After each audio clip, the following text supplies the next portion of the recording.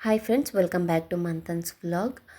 ಇವತ್ತು ನಾನು ಸತ್ಯನಾರಾಯಣ ಸ್ವಾಮಿ ಪೂಜೆಯ ಒಂದು ಕ್ರಮ ಏನಿದೆ ಅನ್ನೋದ್ರ ಬಗ್ಗೆ ನಾನೇನು ತಿಳ್ಕೊಂಡಿದ್ದೀನಿ ಅದನ್ನು ನಿಮ್ಮ ಜೊತೆ ಹಂಚ್ಕೊತಿದ್ದೀನಿ.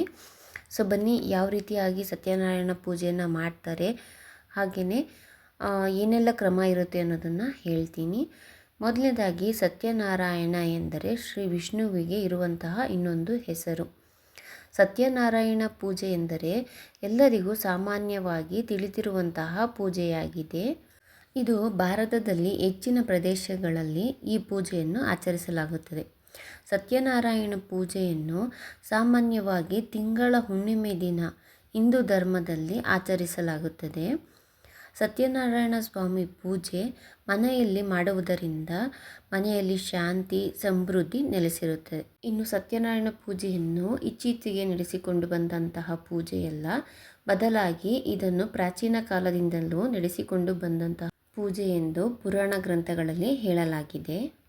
ಒಮ್ಮೆ ನಾರದರು ವಿಷ್ಣುವಿಗೆ ಕೇಳ್ತಾರಂತೆ, ಭೂಮಿ ಮೇಲಿರುವಂತಹ ಈ ಜೀವಿಗಳು ಅಂದರೆ ಮನುಷ್ಯರು ಯಾವುದಾದ್ರೂ ಕಷ್ಟಗಳ ಕಾಲದಲ್ಲಿ ಯಾವ ರೀತಿಯಾಗಿ ಅದನ್ನು ನಿವಾರಣೆ ಮಾಡ್ಕೊಬೋದು ಅನ್ನೋದಕ್ಕೆ ಒಂದು ಪರಿಹಾರನ ಕೇಳಿದ್ರಂತೆ.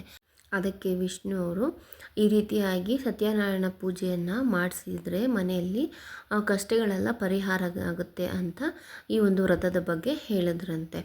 ಇನ್ನು ಈ ಸತ್ಯನಾರಾಯಣ ಸ್ವಾಮಿ ಪೂಜೆಯನ್ನು ಒಂದು ಪವಿತ್ರವಾದಂತಹ ಪೂಜೆ ಎಂದು ಪರಿಗಣಿಸಲಾಗಿದೆ.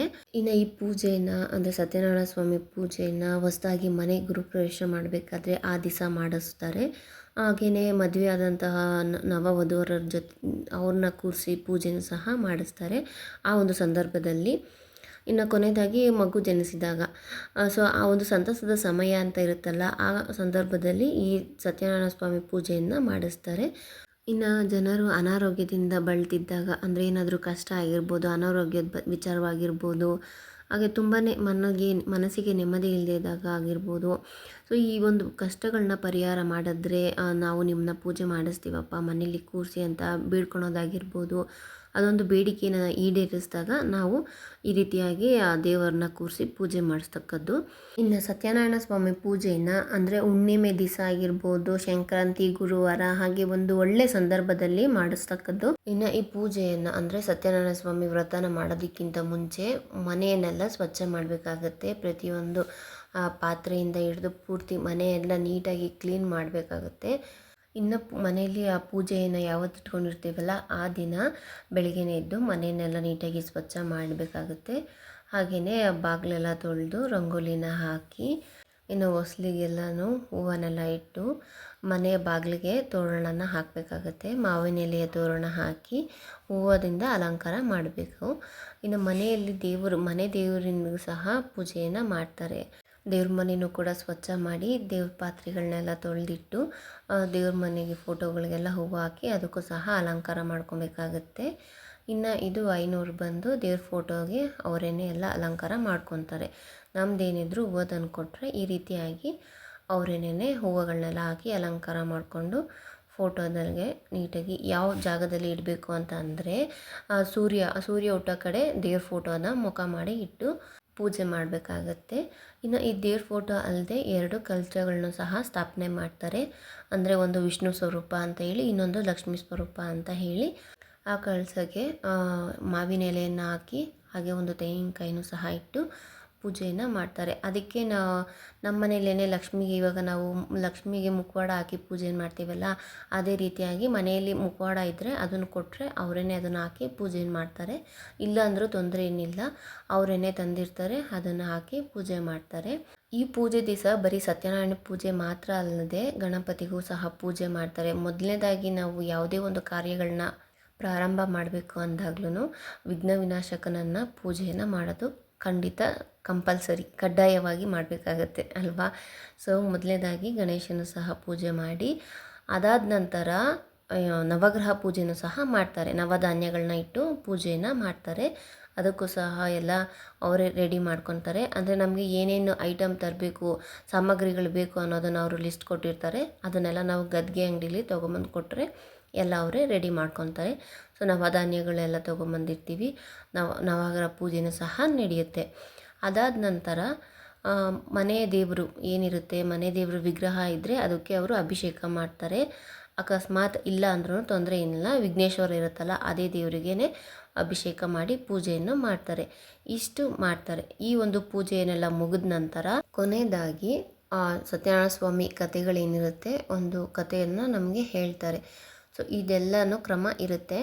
ತಡ ಆಗುತ್ತೆ. ಈ ಸತ್ಯನಾರಾಯಣ ಸ್ವಾಮಿ ಪೂಜೆ ಮಾಡಿಸ್ಬೇಕು ಅಂದಾಗ ಬೆಳಗ್ಗೆನೇ ಸ್ಟಾರ್ಟ್ ಮಾಡಿದ್ರೆ ತುಂಬಾ ಒಳ್ಳೆಯದು. ಅಂದರೆ 5 ಗಂಟೆಯಿಂದ ಸ್ಟಾರ್ಟ್ ಮಾಡಿದ್ರೆ ಬೇಗ ಕತೆ ಮುಗಿಯುತ್ತೆ ಅಂತ. ಆದರೆ ಕೆಲವೊಂದು ಸಂದರ್ಭದಲ್ಲಿ ಇವಾಗ ನಾವು ಹಬ್ಬದ ದಿವಸ ಮಾಡಿಸ್ತೀವಿ ಅಂದ್ಕೊಳ್ಳಿ, ಆಗ ಅವರು ಸ್ವಲ್ಪ ಬ್ಯುಸಿಯಾಗಿರ್ತಾರೆ, ಅವ್ರಿಗೂ ಕೆಲಸ ಕಾರ್ಯ ಇರುತ್ತಲ್ಲ, ಹಾಗಾಗಿ ಸ್ವಲ್ಪ ತಡ ಆಗುತ್ತೆ ಅಷ್ಟೇ. ಒಳ್ಳೆಯದು ಅಂತ ಹೇಳಿದ್ರೆ ಬೆಳಗ್ಗೆನೇ ಸ್ಟಾರ್ಟ್ ಮಾಡಿದ್ರೆ ತುಂಬಾ ಒಳ್ಳೆಯದು. ಇನ್ನು ಪೂಜೆ ಎಲ್ಲ ಮುಗಿದ ನಂತರ ಆ ಕಥೆಯನ್ನೆಲ್ಲ ಹೇಳಾದ್ಮೇಲೆ ಇನ್ನು ಕೆಂಪಾರತಿ ಮಾಡಬೇಕಾಗುತ್ತೆ. ಆ ಆರತಿ ಮಾಡಬೇಕಾದ್ರೆ ಗೊತ್ತಿರುತ್ತೆ ಅಲ್ವಾ, ಸತ್ಯನಾರಾಯಣ ಸ್ವಾಮಿ ಹಾಡನ್ನ ಹಾಡಬೇಕಾಗುತ್ತೆ. ಇನ್ನು ಆ ಹಾಡೆಲ್ಲ ಹಾಡಿ ಪೂಜೆ ಎಲ್ಲ ಆದಮೇಲೆ ಅಲ್ಲಿಗೆ ಮಹಾಮಂಗಳಾರತಿಯನ್ನು ಮಾಡಿ ಎಲ್ಲರಿಗೂ ಮಂಗಳಾರತಿ ಕೊಟ್ಟು ಇನ್ನು ಪ್ರಸಾದ ಕೊಟ್ಟು ಅಲ್ಲಿಗೆ ಪೂಜೆಯನ್ನು ಮುಕ್ತಾಯ ಮಾಡ್ತಾರೆ. ಇದಾದ ನಂತರ ನಾವು ಇನ್ನೇನು ಮಾಡಬೇಕು ಅನ್ನೋದಿದ್ರೆ ಅನ್ನದಾನ ಮಾಡಿಸ್ತೀವಿ ಅಂದ್ಕೊಳ್ಳಿ. ಇವಾಗ ನಾವು ಅಟ್ಲೀಸ್ಟ್ ಒಂದು 5 ಜನಕ್ಕಾದರೂ ನಾವು ಅನ್ನದಾನ ಮಾಡಬೇಕಾಗುತ್ತೆ. ಈ ಒಂದು ಪೂಜೆಯ ಕ್ರಮನೇ ಅದು, ಆಯಿತಾ. ನಮಗೆ ತುಂಬ ಜನ ನೆಂಟರನ್ನೆಲ್ಲ ಕರೆದಿ ಮಾಡೋ ಅಂಥ ಶಕ್ತಿ ಇಲ್ಲ ಅಂದ್ರೂ ಪರವಾಗಿಲ್ಲ, ಒಂದು 5 ಜನಕ್ಕಾದ್ರೂ ನಾವು ಅನ್ನದಾನ ಮಾಡಬೇಕಾಗುತ್ತೆ. ಅದಾದ ನಂತರ ಈಗ ಪೂಜೆ ಮಾಡೋಕ್ಕೆ ಬಂದಿರೋಂಥ ಐನೋರು ಇರ್ತಾರಲ್ಲ, ಅವರಿಗೆ ದಕ್ಷಿಣೆ ಆಗಿರ್ಬೋದು, ವಸ್ತ್ರಗಳಾಗಿರ್ಬೋದು ಕೊಟ್ಟು, ದಕ್ಷಿಣೆ ಕೊಟ್ಟು, ಏನು ಹಣ್ಣುಗಳಿರುತ್ತಲ್ಲ ಅದನ್ನು ಸಹ ಕೊಟ್ಟು ಅವ್ರ ಆಶೀರ್ವಾದನ ನಾವು ಪಡ್ಕೊಬೇಕಾಗತ್ತೆ. ಅಲ್ಲಿ ತನಕ ಆ ಪೂಜೆಯ ಫಲ ನಮಗೆ ಸಿಗಬೇಕಲ್ವ, ಹಾಗಾಗಿ ಆ ದೇವರ ಆಶೀರ್ವಾದನೂ ಇರಬೇಕು. ಅಂದಮೇಲೆ ಐನೋರ ಆಶೀರ್ವಾದ ತೊಗೊಳೋದೂ ಒಂದು ಮುಖ್ಯವಾದಂಥ ಕ್ರಮ ಅಲ್ವಾ, ಹಾಗಾಗಿ ಅವರ ಆಶೀರ್ವಾದನೂ ಸಹ ತಗೊಂಡು ಇನ್ನು ಬಂದಿರೋರಿಗೆಲ್ಲ ನಮ್ಮ ಕೈಯಾರೆ ಒಂದು ಪ್ರಸಾದ, ಅಂದರೆ ಏನು ಅಭಿಷೇಕ ಮಾಡಿರೋಂಥ ಪಂಚಾಮೃತ ಇರುತ್ತಲ್ಲ ಅದಾಗಿರ್ಬೋದು, ಇನ್ನು ಸಜ್ಜಿಗೆ ಮಾಡಿರ್ತೀವಿ. ನಾನು ಇದನ್ನು ಹೇಳೋದೇ ಮರ್ತೋಗ್ಬಿಟ್ಟಿದ್ದೆ. ಮೇನಾಗಿ ಸತ್ಯನಾರಾಯಣ ಸ್ವಾಮಿ ಪೂಜೆಗೆ ಸಜ್ಜಿಗೆ ತುಂಬಾ ಮುಖ್ಯವಾದಂಥ ಅಂಶ, ಅಂದರೆ ಆ ದೇವರಿಗೆ ಪ್ರಿಯವಾದಂತಹ ಒಂದು ನೈವೇದ್ಯ, ಆಯಿತಾ. ಇದನ್ನು ಖಂಡಿತವಾಗ್ಲೂ ಮಾಡಿ ದೇವರಿಗೆ ನೈವೇದ್ಯಕ್ಕೆ ಇಡಲೇಬೇಕಾಗತ್ತೆ. ಇನ್ನು ಅದೆಲ್ಲ ಆದಮೇಲೆ ನಾವು ನಮ್ಮ ಕೈಯಾರೆ ಆ ದೇವರಿಂದ ಪ್ರಸಾದ ಏನಿರುತ್ತೆ ಅದನ್ನು ಎಲ್ಲರಿಗೆ ಹಂಚೋದ್ರಿಂದ ನಮಗೆ ಒಂದು ಮನಸ್ಸಿಗೆ ಸಮಾಧಾನ ಅನ್ನೋದು ಇರುತ್ತೆ.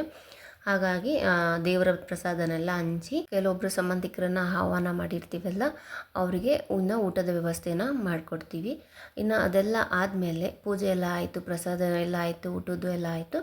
ದೇವರಿಗೆ ಇನ್ನು ನಾವು ಸಂಜೆಗೂ ಸಹ ಮನೆಯೆಲ್ಲ ನೀಟಾಗಿ ಸ್ವಚ್ಛ ಮಾಡಬೇಕು. ಅಂದರೆ ಪರ್ಕೆಯಲ್ಲಿ ಗುಡಿಸಿ ನೆಲ ಒರೆಸಿ ಆ ರೀತಿಯಾಗಲ್ಲ, ಸುಮ್ಮನೆ ನಾವು ಇವಾಗ ಪೂಜೆ ಮಾಡಿದಾಗ ಹೂವು ಬಿದ್ದಿರುತ್ತೆ, ಓಡಾಡ್ತಿರ್ತೀವಿ, ಗಲೀಜಾಗೇ ಇರುತ್ತಲ್ವ, ಅದನ್ನೆಲ್ಲ ನೀಟಾಗಿ ಬಟ್ಟೆಯಲ್ಲೇನೆ ಒರೆಸ್ಕೊಂಡು ಎಲ್ಲ ಕ್ಲೀನ್ ಮಾಡಿಕೊಂಡು ಸಂಜೆಗೂ ಸಹ ದೀಪ ಹಚ್ಚಬೇಕಾಗುತ್ತೆ. ಸೊ ಇಷ್ಟ ಆಗಿತ್ತು ಸ್ನೇಹಿತರೆ, ನನಗೆ ತಿಳಿದಿರೋಂತಹ ಮಾಹಿತಿನ ನಿಮ್ಮ ಜೊತೆ ಶೇರ್ ಮಾಡ್ಕೊಂಡಿದ್ದೀನಿ. ಇಷ್ಟ ಆಗಿದ್ದರೆ ಲೈಕ್ ಮಾಡಿ, ಮತ್ತೆ ಸಿಗೋಣ ಮುಂದಿನ ವ್ಲಾಗಲ್ಲಿ.